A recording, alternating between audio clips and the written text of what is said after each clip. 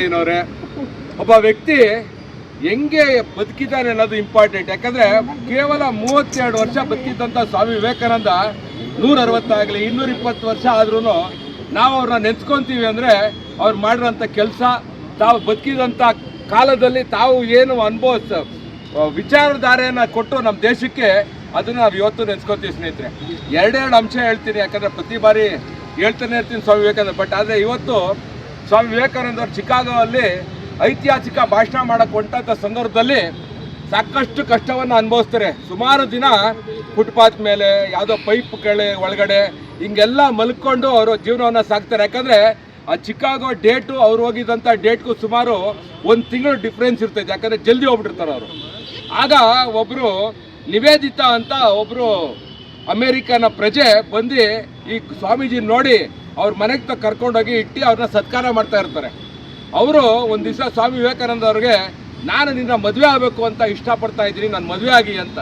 ಅದಕ್ಕೆ ಸ್ವಾಮಿ ವಿವೇಕಾನಂದ ಹೇಳ್ತಾರೆ, ನನ್ನ ಯಾಕೆ ನೀನು ಮದುವೆ ಆಗಬೇಕು ಅಂತ, ನಿನ್ನಂಥದ್ದೇ ಸುಂದರವಾದ ಮಗು ನನಗೊಂದು ಬೇಕು ಅಂತ, ಅಷ್ಟ್ಯಾಕೆ ಕಷ್ಟಪಡ್ತೀಯ, ನನ್ನೇ ನಿನ್ನ ಮಗ ಅಂದ್ಕೊಂಡು ನನ್ನೇ ತಗೊಬಿಡೋ ದತ್ತನ ಅಂತ ಹೇಳಿದಂಥ ಸ್ವಾಮಿ ವಿವೇಕಾನಂದ ಮಾತುಗಳಿಗೆ ಪ್ರೇರಣೆ ಪಡೆದು ಸಿಸ್ಟರ್ ನಿವೇದಿತಾ ಅವರು ನಮ್ಮ ದೇಶಕ್ಕೆ ಬಂದು ನಮ್ಮ ಆಚಾರ ವಿಚಾರ, ನಮ್ಮ ಒಂದು ಪರಂಪರೆ, ಸನಾತನ ಹಿಂದೂ ಧರ್ಮವನ್ನು ಒಳಗೊಂಡಂತೆ ಇಲ್ಲೇ ಇದ್ದು ಕೊನೆಗೆ ಇಲ್ಲೇ ಸಾವನ್ನು ಒಪ್ಪಿ ನಮ್ಮ ದೇಶದಲ್ಲೇ ಅವರ ಸಮಾಧಿ ಐತಿ. ಇವತ್ತು ಸಿಸ್ಟರ್ ನಿವೇದಿತೆನ ನಾವು ನೆನೆಸ್ಕೊತೀವಿ. ಅಂದರೆ ಯಾರ್ಯಾರು ಸ್ವಾಮಿ ವಿವೇಕಾನಂದ ಅವರ ಒಂದು ಇದರಲ್ಲಿ ಬಂದರು, ಆ ಪ್ರೇರಣೆ ಪಡೆದ್ರು, ಅವರೆಲ್ಲ ದೇಶಕ್ಕೆ, ಪ್ರಪಂಚಕ್ಕೆ ಒಂದು ಆದರ್ಶ ವ್ಯಕ್ತಿಗಳಾಗಿ ಅನುಭವಿಸಿದಂಥ ಮಾತುಗಳು.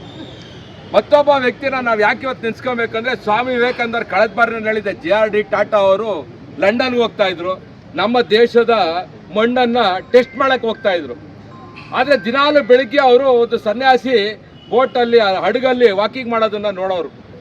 ಅವ್ರನ್ನ ಒಂದು ದಿವಸ ನನ್ನ ಜೊತೆ ತಿಂಡಿ ಮಾಡೋಕ್ಕೆ ಕರಿಯೋರ್ನ ಅಂತ ಹೇಳಿದಾಗ ಕರೆದಾಗ ಗೊತ್ತಾಗುತ್ತೆ ಅವ್ರು ಸ್ವಾಮಿ ವಿವೇಕಾನಂದ ಅಂತ. ಇಬ್ಬರು ತಿಂಡಿ ಮಾಡ್ಬೇಕಾದ್ರೆ ಕೇಳ್ತಾರೆ, ಏನಕ್ಕೆ ಹೋಗ್ತಾ ಇದ್ದೀರಾ ಅಂತ. ಇಲ್ಲ, ಮಣ್ಣು ತಗೊಂಡು ಹೋಗ್ತಾ ಇದ್ದೀನಿ, ಸ್ಯಾಂಪಲ್ ಟೆಸ್ಟ್ ಮಾಡ್ಸೋಕ್ಕೆ, ಐರನ್ ಓರ್ ಇದೆಯಾ ಏನಿದೆಯಾ ಅಂತ. ಆ ಟೆಸ್ಟ್ ಮಾಡಿದ್ಮೇಲೆ ನಾವು ಇದು ಗಣಿನ ಮಾಡಬೇಕು ಅಂತ ಅವ್ರು ಹೇಳ್ತಾರೆ. ಇವಾಗಲೇ ನಮ್ಮ ದೇಶನ 200 ವರ್ಷ ಆಳವ್ರೆ ಬ್ರಿಟಿಷರು. ಅವ್ರಿಗೇನಲ್ಲ ಗೊತ್ತಾಗ್ಬಿಡ್ತಂದ್ರೆ ಇನ್ನೂ 200 ವರ್ಷ ಆಳ್ತಾರೆ. ದಯವಿಟ್ಟು ಮಾಡೋಕ್ಕೆ ಹೋಗ್ಬೇಡಿ. ನಮ್ಮ ದೇಶದಲ್ಲೇ ಇದನ್ನು ಟೆಸ್ಟ್ ಮಾಡೋ ಅಂಥ ಒಂದು ಫೆಸಿಲಿಟಿನ ಕ್ರಿಯೇಟ್ ಮಾಡಿ, ನಮ್ಮ ದೇಶದಲ್ಲೇ ಒಂದು ತನಿಖೆ ಮಾಡೋದು, ಆದರ್ಶ ಮಾಡೋದನ್ನ ಒಂದು ಮಾಡಿ ಅಂತ ಹೇಳಿದಾಗ ಇಲ್ಲೇ ಬಂದು ಮೈಸೂರು ಮಹಾರಾಜರಿಗೆ ಮತ್ತೊಂದು ಹೆಸರು ಏನಪ್ಪ ಅಂದರೆ, ಎಲ್ಲ ದಾನಿಗಳೇ ಮಹಾದಾನಿಗಳು ಅಂತ ಒಂದು ಬಿರುದನ್ನು ಕೊಟ್ಟಂಥ ಮೈಸೂರು ಮಹಾರಾಜರಿಗೆ ನಾವು ನೆನೆಸ್ಕೊಬೇಕು. 1000 ಎಕರೆ ಕೊಡ್ತಾರೆ ಇಂಡಿಯನ್ ಟಾಟಾ ಇನ್ಸ್ಟಿಟ್ಯೂಟ್ನ ಮಾಡೋದಕ್ಕೆ. ಟಾಟಾ ಇನ್ಸ್ಟಿಟ್ಯೂಟ್ನ ಇಲ್ಲೇ ಒಂದು ಇದನ್ನ ಮಾಡಿದಾಗ ಸ್ಥಾಪನೆ ಮಾಡೋದಕ್ಕೆ ನಮ್ಮ ಮೈಸೂರು ಮಹಾರಾಜರು 1000 ಎಕರೆ ಕೊಡ್ತಾರೆ.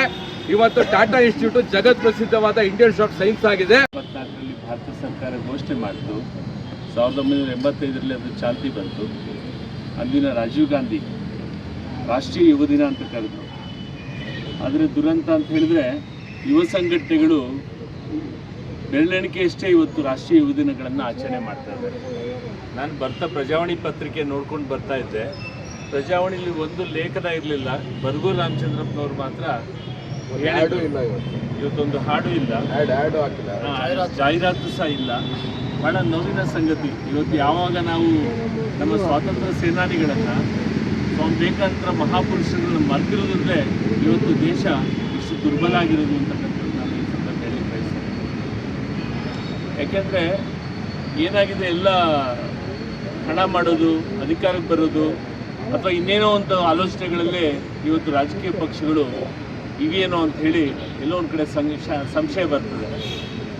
ಇವತ್ತು ಪ್ರಪಂಚದ ವಿದ್ಯಮಾನಗಳನ್ನು ನೋಡಿದ್ರೆ ಮಾನವೀಯತೆ ಸತ್ತೋಗ್ತಾ ಇದೆಯೇನೋ ಅಂತಕ್ಕಂಥ ಆತಂಕ ಬಹುಶಃ ಎಲ್ಲ ಮನುಷ್ಯತ್ವ ಗೊತ್ತಿರೋರು ಗೊತ್ತಾಗುತ್ತೆ. ಒಬ್ಬ ಅಮೇರಿಕಾದಂಥ ಒಬ್ಬ ಅಧ್ಯಕ್ಷ ನಡ್ಕೊಳ್ತಾ ಇರೋ ರೀತಿ ಮತ್ತು ಇಡೀ ಪ್ರಪಂಚದಲ್ಲಿ ಯಾವ ಧರ್ಮಗುರುಗಳು ಸಹ ಇವರು ಬುದ್ಧಿ ಹೇಳಂಥ ಮಹಾಗುರುಗಳು ಕಾಣ್ತಾ ಇಲ್ಲ. ಅಂಥ ಸಂದರ್ಭದಲ್ಲಿ ಚಿಕಾಗೋನಲ್ಲಿ ನಡೆದಂಥ ಸರ್ವಧರ್ಮ ಸಮ್ಮೇಳನದಲ್ಲಿ ಸ್ವಾಮಿ ವಿವೇಕಾನಂದರು ಹೇಳಿದ್ರು, ಬಹುಶಃ ಅವ್ರು ಹೇಳಿದಂಥ ಮಾತು ಅಮೇರಿಕದ ಸಹೋದರ ಸಹೋದರಿಯರೇ ಅಂತ ಹೇಳಿದ್ರು. ಇವತ್ತು ಹೇಳ್ತಕ್ಕಂಥ ಯಾರಿಗಾರು ಆ ದಿಟ್ಟದೆ ಇದೆಯಾ ಅಂತ ಹೇಳಿದ್ರೆ ನಿಜವಾಗ್ಲೂ ಬಹಳ ನೋವಾಗುತ್ತೆ. ಯಾಕಂದರೆ ಎಲ್ಲರೂ ನಾವೆಲ್ಲ ಒಂದು ದಿವಸ ಹೋಗ್ತೇವೆ, ಆದರೆ ಏನನ್ನು ಬಿಟ್ಟು ಹೋಗಬೇಕು?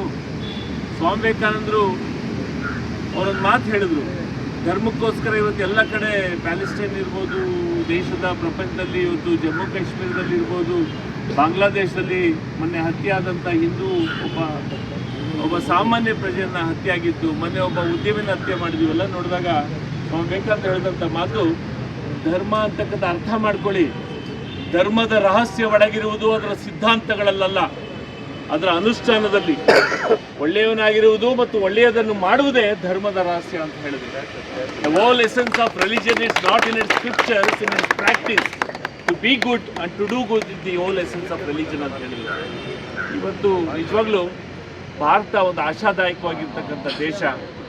ಭಾರತೀಯರನ್ನ ಬಹುಶಃ ಇಡೀ ಪ್ರಪಂಚ ನೋಡ್ತಾ ಇದೆ. ಅದಕ್ಕೆ ಭಾರತ ವಿಶ್ವಗುರು ಆಗಬೇಕು ಅಂತ ಹೇಳಿ ಬಹುಶಃ ಇಡೀ ಪ್ರಪಂಚದಲ್ಲಿ ಬಯಸ್ತಾ ಇರ್ತಕ್ಕಂಥದ್ದು. ಯಾಕೆ ಅಂತ ಹೇಳಿದ್ರೆ ಇಡೀ ಪ್ರಪಂಚದ ಯಾವುದೇ ಧರ್ಮಗಳ ಇರಲಿ, ಬಸವಣ್ಣ ಹೇಳಿದ್ರು ದಯವೇ ಧರ್ಮದ ಮೂಲವಯ್ಯ, ದಯವಿಲ್ಲದ ಧರ್ಮ ಯಾವುದಯ್ಯ ಅಂತ ಹೇಳಿದ್ರು. ಬಹುಶಃ ಇವನ್ನೆಲ್ಲ ನಾವು ಅರ್ಥ ಮಾಡ್ಕೊಳ್ಬೇಕು.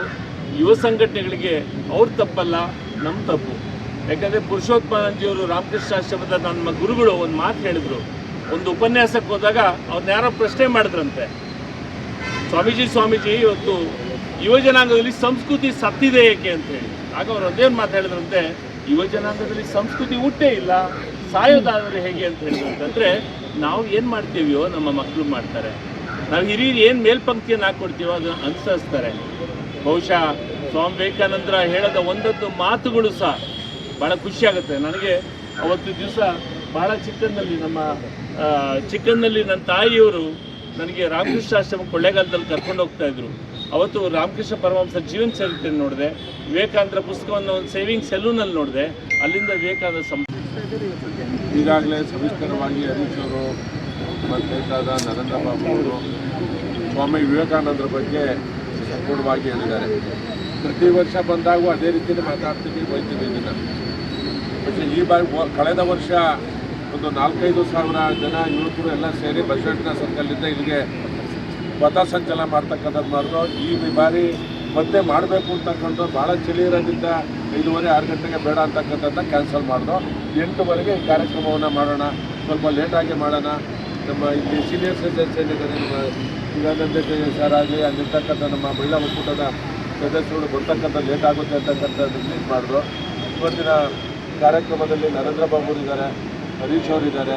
ಅಂತಕ್ಕಂಥದ್ದು ಏನು ಸ್ವಾಮಿ ವಿವೇಕಾನಂದರು ಇಡೀ ದೇಶದ ಜನತೆಗೆ, ವಿಶ್ವಕ್ಕೆ ಒಂದು ಕರೆ ಕೊಟ್ಟು ನಾವು ಕಿಂಚಿತ್ತಾದರೂ ನಾವು ಯುವಕರಲ್ಲಿ ಹಿರಿಯರಲ್ಲಿ ಅದನ್ನ ಅಳವಡಿಸ್ಕೊಂಡ್ರೆ ಮಾತ್ರ ಈ ದೇಶ ಬದಲಾವಣೆ ಕಾಣೋದಕ್ಕೆ ಸಾಧ್ಯ ಅಂತಕ್ಕಂಥದ್ದನ್ನ ಈ ಸಂದರ್ಭದಲ್ಲಿ ನಾವು ಹೇಳ್ತೇವೆ. ಬರೀ ಇಲ್ಲೊಂದು ಕಡೆ ಆದರೆ ಸಾಲದು, ಇಡೀ ಇವತ್ತು ನಮ್ಮ ಸಮಾಜನೇ ಬದಲಾವಣೆ ಆಗಬೇಕು. ನಮ್ಮ ಸಮಾಜ ಬದಲಾವಣೆ ಆದರೆ ಮಾತ್ರ ದೇಶ ಉಳಿತಕ್ಕಂಥದ್ದು.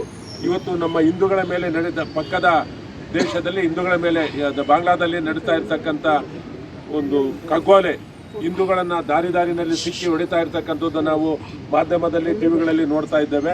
ಇದನ್ನು ಸಹ ಈ ಸಂದರ್ಭದಲ್ಲಿ ಖಂಡಿಸಬೇಕು. ನಾವು ಅವರ ಪರವಾಗಿ ನಿಲ್ತಕ್ಕಂಥ ಇದನ್ನು, ಹಿಂದೂಗಳ ಪರವಾಗಿ ನಿಲ್ತಕ್ಕಂಥದ್ದನ್ನ ನಾವೆಲ್ಲರೂ ಧೈರ್ಯವಾಗಿ ತಗೋಬೇಕು ಅಂತಕ್ಕಂಥ ಮಾತನ್ನು ಹೇಳಿ, ಇದೇ ರೀತಿಯ ಕಾರ್ಯಕ್ರಮಗಳನ್ನು ಮುಂದೆನೂ ಮಾಡ್ಕೊಂಡು ಹೋಗೋಣ ಅಂತಕ್ಕಂಥದ್ದನ್ನ ಹೇಳಿ, ಈ ಕಾರ್ಯಕ್ರಮದಲ್ಲಿ ನಮ್ಮ ಪ್ರಸನ್ನ ಅವರು, ಕೃಷ್ಣಮೂರ್ತಿಯವರು, ರಘು ಅವರು ಎಲ್ಲ ಮುಖಂಡರುಗಳಿದ್ದಾರೆ. ನಿಮ್ಮೆಲ್ಲರಿಗೂ ಮತ್ತೊಮ್ಮೆ ಸ್ವಾಮಿ ವಿವೇಕಾನಂದ ಜಯಂತಿಯ ಶುಭಾಶಯವನ್ನು ಕೋರಿ ನನ್ನ ಮಾತು ಮುಗಿಸ್ತೇನೆ.